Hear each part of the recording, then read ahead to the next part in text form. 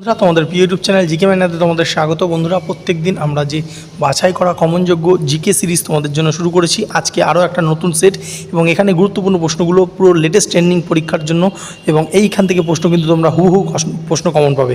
এর আগে কিন্তু অনেকগুলো পার্ট হয়ে গেছে, তার একটা প্লেলিস্ট তোমাদের জন্য বানিয়ে দিয়েছি। অবশ্যই সেগুলো কিন্তু দেখে যেও, কারণ ওখান থেকে কিন্তু প্রশ্ন তোমরা কমন পাবে। তাহলে চলো দেখব।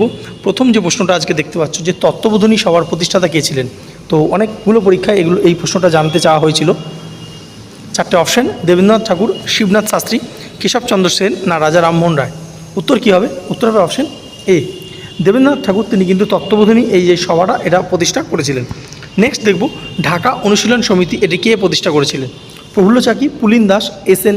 সান্যাল, না যতীন্দ্রনাথ মুখার্জি। উত্তর কী হবে? উত্তর হবে অপশন বি, পুলিন দাস। পুলিন দাস ঢাকায় কিন্তু অনুশীলন সমিতি প্রতিষ্ঠা করেছিলেন। তোমরা জানো এই যে অনুশীলন সমিতির কিন্তু এটা কিন্তু একটা শাখা ছিল। অ্যাকচুয়াল অনুশীলন সমিতি আমাদের যে কলকাতায় প্রতিষ্ঠা হয়েছিল এবং ঢাকারটা একটা শাখা ছিল। ঠিক আছে। নেক্সট, ইনকিলাব জিন্দাবাদ এটা স্লোগানটি কে দিয়েছিলেন? ঠিক আছে।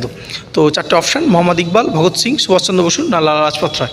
তো এখান থেকে তোমরা জেনে রাখো, এই যে স্লোগানটা না, এই স্লোগানটা হাসরাত মোহানি, ঠিক আছে, একজন উর্দু লেখক, তিনি কিন্তু এই যে ইনকিলাব জিন্দাবাদ এই কথাটা কিন্তু তিনি বলেছিলেন। ঠিক আছে। তো অনেক জায়গায় পরীক্ষায় তার নামটাও দেওয়া হয়, কিন্তু এই যে স্লোগানটিকে সবথেকে বেশি পপুলার করে দিয়েছিলেন কিন্তু কে? সেটা হচ্ছে কে? ভগৎ সিং। তো ভগৎ সিং, তোমরা জানো যে ভগৎ সিং এবং বটুকেশ্বর দত্ত যখন কেন্দ্রীয় আইনসভায় বোমা নিক্ষেপ করেছিলেন, সেই সময় কিন্তু ইনকিলাব জিন্দাবাদ মানে বিপ্লব দীর্ঘজীবী হোক, এই কথাটা বারবার করে যে প্রচার করেছিলেন, এবং এটা কিন্তু তিনি জনমানসে প্রচার করে ফেলেছিলেন। তার জন্য ভগৎ সিং কিন্তু যে না অপশনে আসে এবং ভগৎ সিং অ্যান্সারটা নেয়। কিন্তু হাসরাত মোহানি থাকলে কিন্তু তিনি কিন্তু মেন যে বলেছিলেন ইনকিলাব জিন্দাবাদ। ঠিক আছে। নেক্সট, কপিলধারা জলপ্রপাত এর অবস্থান কোথায়? সোন নদীর ওপর, চম্বল নদীর ওপর, নর্মদা নদীর ওপর, না কৃষ্ণা নদীর ওপর। তো উত্তর কী হবে? উত্তর হবে অপশন সি, নর্মদা নদীর ওপর। দেখো, নর্মদা নদী তোমরা জানো যে অমরকণ্টক থেকে যে সৃষ্টি হয়েছে, বা এর সোর্স হচ্ছে অমরকণ্টক পাহাড়। তার পরপরই কিন্তু এই যে কপিলধারা ফলসটা অবস্থিত। নর্মদা নদীর ওপর আরও বিখ্যাত একটা ফলস রয়েছে, সেটার নাম কি? ধোঁয়াধার জলপ্রপাত, যেটা জব্বলপুরে রয়েছে। ঠিক আছে। পরীক্ষা কিন্তু প্রশ্ন আসে, মাথায় রাখবে। নেক্সট, ল্যাটেরাইট মৃত্তিকা কোথায় পাওয়া যায়? বিহার, পশ্চিমবঙ্গ, লাদাখ, না উত্তর পশ্চিম ঘাট। তো উত্তর কী হবে? উত্তর হবে অপশন বি, পশ্চিমবঙ্গের যে মালভূমি অঞ্চল রয়েছে সেখানে কিন্তু ল্যাটেরাইট মৃত্তিকা দেখতে পাওয়া যায়। নেক্সট, পশ্চিমবঙ্গের জেলাগুলোর মধ্যে কোনটিতে মানব উন্নয়ন সূচক সর্বাপেক্ষা কম, অর্থাৎ হিউম্যান ডেভেলপমেন্ট ইন্ডেক্স এটা সবথেকে লো? মালদা, নর্থ চব্বিশ পরগনা, আচ্ছা মুর্শিদাবাদ, না বীরভূম। উত্তর কী হবে? উত্তর হবে অপশন এ, মালদাতে কিন্তু হিউম্যান ডেভেলপমেন্ট ইন্ডেক্স সবথেকে কম। নেক্সট আমরা দেখব, ভারতের সিলিকন ভ্যালি কাকে বলা হয়? কলকাতা, মুম্বাই, বেঙ্গালুরু, না চেন্নাই। দেখো, প্রথমে তোমাদের জানতে হবে সিলিকন ভ্যালিটা কোথায়। সিলিকন ভ্যালি এই যে জায়গাটা, এটা ইউএসএতে রয়েছে, এবং এই সিলিকন ভ্যালিতে কিন্তু কী হয়? আইটি সেক্টর গড়ে উঠেছে। তো ভারতের আইটি সেক্টর গড়ে উঠেছে কোথায়? সে হচ্ছে বেঙ্গালুরু। তার জন্য বেঙ্গালুরুকে ভারতের সিলিকন ভ্যালি বলা হয়। ঠিক আছে। তো আচ্ছা, নেক্সট আমরা দেখে নেব যে ভারতের নিয়ন্ত্রক ও মহাগণনা পরীক্ষকের কার্যকালের মেয়াদ কত? অর্থাৎ ক্যাগের কথা বলেছে, ক্যাগ। ঠিক আছে।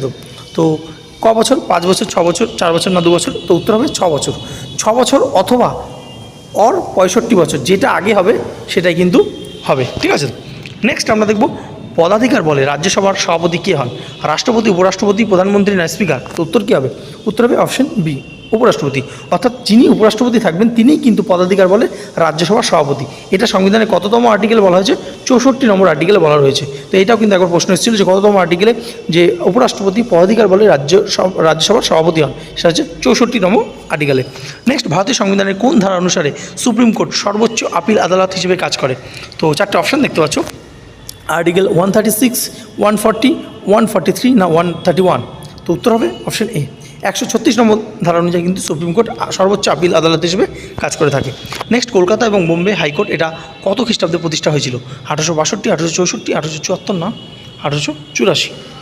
উত্তর কী হবে? উত্তর হবে অপশন বি, অপশন এ, অর্থাৎ 1862। দেখো, 1861 সালে যে আইন ছিল, কাউন্সিল অ্যাক্ট হয়েছিল, সেই অনুযায়ী 3টে হাইকোর্ট তৈরি হয়েছিল। একটা কলকাতা, একটা বোম্বাই, একটা হচ্ছে মাদ্রাজ। 1862 সালে এই 3টে হাইকোর্ট কিন্তু তৈরি হয়েছিল, কিন্তু সর্বপ্রথম হাইকোর্ট হয়েছিল কিন্তু কলকাতা। এটা পরীক্ষা আসে যে ভারতবর্ষের সবথেকে পুরনো হাইকোর্ট কি? সেটা কিন্তু কলকাতা, কারণ কলকাতা 1862 সালে 1 জুলাই হয়েছিল, আর মুম্বাই হাইকোর্ট হয়েছিল 14 আগস্ট। ঠিক আছে। তো মাথা রাখবে। নেক্সট আমরা দেখব পরবর্তী প্রশ্ন, দেখতে পাচ্ছ কি? ভারতের রেল বাজেট হলো কি? কেন্দ্রীয় সাধারণ বাজেটের একটি অংশ, রাজ্য সাধারণ বাজেটের একটি অংশ, কেন্দ্রীয় সাধারণ বাজেট থেকে আলাদা, না এগুলির মধ্যে কোনোটিই নয়। তো উত্তর কী হবে? উত্তর হবে অপশন এ, কেন্দ্রীয় সাধারণ বাজেটের একটি অংশ হচ্ছে রেল বাজেট। ঠিক আছে, তো দেখো 1924 সালে কিন্তু রেল বাজেট আলাদা ছিল, আমাদের যে কেন্দ্রীয় বাজেট থেকে আলাদা ছিল, কিন্তু পরবর্তীকালে আমরা দেখেছি 2017 সালে এটি কেন্দ্রীয় বাজেটের সঙ্গে কিন্তু যুক্ত করা হয়। নেক্সট, ভারতের সর্বপ্রথম কোন রাজ্যে যে ভ্যাট চালু হয়েছিল এবং কত সালে? হরিয়ানা 2003, রাজস্থান 2005, গুজরাট 2006, না মহারাষ্ট্র 2004? উত্তর হবে অপশন এ, হরিয়ানাতে 2003 সালে সর্বপ্রথম ভ্যাট, ভ্যালু এডেড ট্যাক্স, এটি কিন্তু চালু হয়েছিল। ঠিক আছে, নেক্সট, ভারতীয় রিজার্ভ ব্যাংকের বর্তমান গভর্নরকে? তো কারেন্ট অ্যাফেয়ার্সের গুরুত্বপূর্ণ প্রশ্ন এবং বহুবার এরকম প্রশ্ন জানতে চাওয়া হয়। বি জালান, ওয়াইজি রেড্ডি, সঞ্জয় মালহোত্রা, না শক্তিকান্ত দাস? উত্তর হবে অপশন সি, সঞ্জয় মালহোত্রা। তিনি কিন্তু বর্তমানে আরবিআইয়ের গভর্নর, আরবিআই হেডকোয়ার্টার মুম্বাইতে অবস্থিত। নেক্সট আমরা দেখব যে নিচের কোনটি কোষ বিভাজনে অংশগ্রহণ করে না? জননমাতৃকোষ, স্নায়ুকোষ, অগ্নাশয় কোষ, না উপরি কোনটি নয়?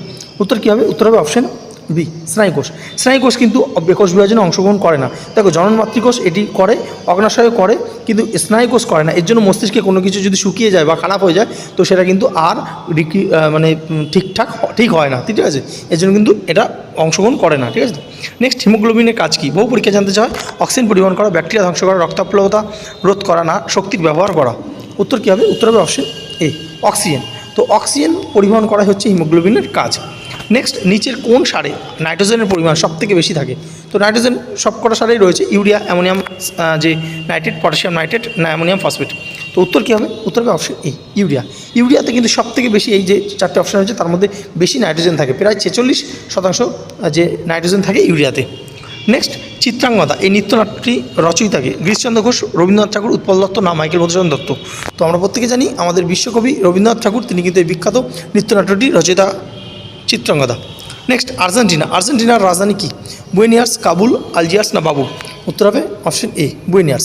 তো দক্ষিণ আমেরিকার একটি রাষ্ট্র হচ্ছে আর্জেন্টিনা এবং আর্জেন্টিনার রাজধানী হচ্ছে বুয়েনোস আয়ার্স। নেক্সট, পদাতিক এই যে কবি, পদাতিকের লেখক কে? সুভাষ মুখোপাধ্যায়, সুকান্ত ভট্টাচার্য, কাজী নজরুল ইসলাম, না অরুণ মিত্র?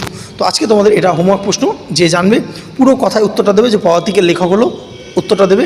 যে প্রথম অ্যান্সার দেবে তার অ্যান্সারটা আমরা পিন করে দেবো, বাকি তোমরা কিন্তু দেখে নিও। এবং যারা এই পরীক্ষাগুলোর জন্য প্রিপারেশন নিচ্ছ, অবশ্যই তোমরা তোমাদের যে দাদা ভাই বোন কেউ থেকে থাকে তাদেরকে শেয়ার করে দাও। এখান থেকে কিন্তু প্রশ্ন হুবহু তোমরা কমন পাবে। যাই হোক, ভিডিওটা ভালো লাগলে অবশ্যই লাইক করতে ভুলো না এবং বন্ধুদের সাথে শেয়ার করতে ভুলো না। ধন্যবাদ।